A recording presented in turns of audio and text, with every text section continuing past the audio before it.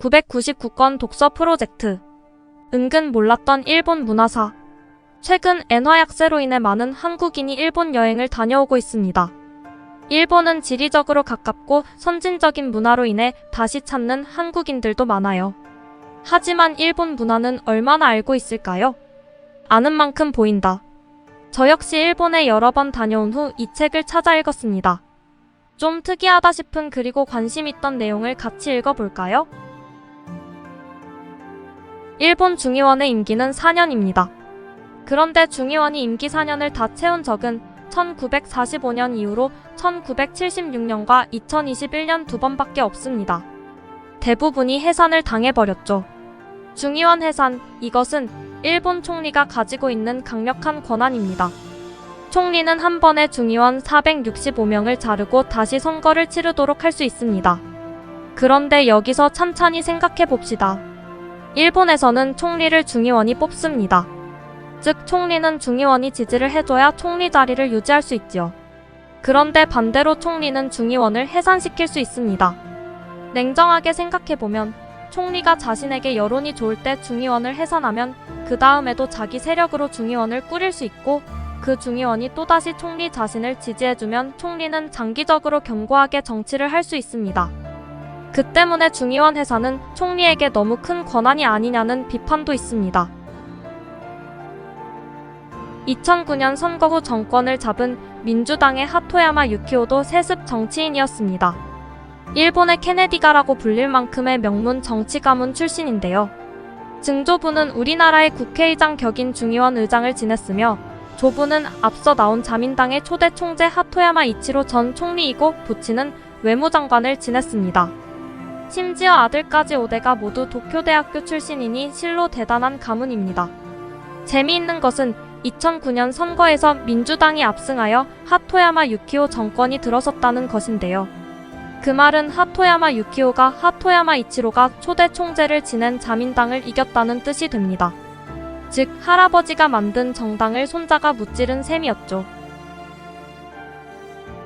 마스시타 고노스케가 일본에서 경영의 신으로 추대되는 것은 사람을 중심으로 하는 경영 때문입니다. 그런 그의 경영 방식에서 지금의 일본식 경영을 엿볼 수 있습니다. 일례로 1929년 세계 대공황이 닥쳐서 기업이 어려운 상황에 놓였을 때 넘치는 재고와 작은 부족으로 직원의 절반을 해고해야 한다는 주장이 있었음에도 불구하고 그는 단 한 명의 직원도 해고하지 않았습니다. 대신 생산을 줄이고 합심하여 재고품을 판매하는 것으로 위기를 극복했지요. 이 일화는 매우 유명합니다. 2차 세계대전이 끝난 뒤 1만 5천여 명으로 구성된 노동조합 결성대회에서 마스시타가 자발적으로 참석하여 축사를 한 것도 보통의 경영자와 노동조합의 관계를 생각한다면 매우 특이한 사례이지요. 간토와 간 사이의 문화적 차이는 셀 수 없을 만큼 많습니다. 언어는 물론 생활 양식까지 차이가 나는데요. 예를 들어 에스컬레이터의 이용 방법조차 다릅니다. 간토 지역에서는 에스컬레이터 왼쪽에 서서 오른쪽을 바쁜 사람들에게 비워주는 한편 간사이 지역에서는 오른쪽에 서고 왼쪽을 비워두죠. 대학생의 학년을 세는 단위도 달라서 간토 지역은 1학년을 1년생으로 표시하지만 간사이 지역은 1회생이라고 표시합니다. 몸보신을 할 때 먹는 장어 요리의 경우에도 간토 지역은 장어의 등을 갈라 요리하는 반면 간사이 지역은 배를 갈라 요리하지요. 이뿐만이 아닙니다. 간토에서는 맥도날드를 줄여서 마쿠라고 하지만 간사이에서는 마쿠도라고 합니다. 일본에서 많은 사람들이 먹는 나토도 간사이 사람들은 즐겨 먹지 않습니다. 눈이 많이 내리는 니가타는 일본 쌀 생산 1위라는 또 다른 명함을 가지고 있습니다.